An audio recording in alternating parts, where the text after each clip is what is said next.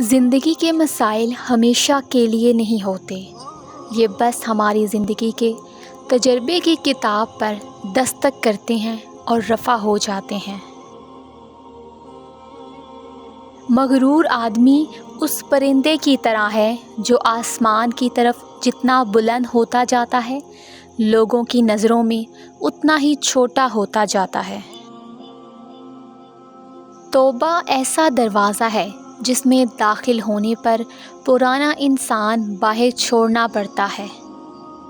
گفتگو ایسے شخص سے کریں جو آپ کا احترام کرے، مشورہ کسی ایسے شخص سے کریں جو آپ سے محبت کرتا ہو، اور قرب کسی ایسے شخص کا اختیار کریں جو آپ کے مشابہ ہو۔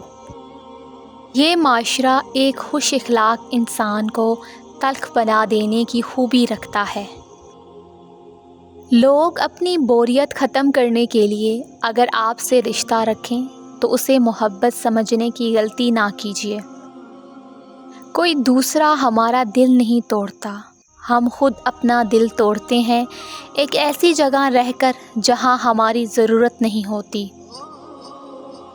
جن نیک کاموں کو نمائش کے لیے کیا جائے، اللہ ان پر ثابت قدمی نہیں دیتا، اللہ ان کے ذریعے سکون اور عزت نہیں دیتا، نمائش آپ کے عمل کو دو کوڑی کا کر دیتا ہے۔ قرآن میں ان لوگوں کا بھی علاج ہے جن کے دل زندگی سے ٹوٹ چکے ہوں۔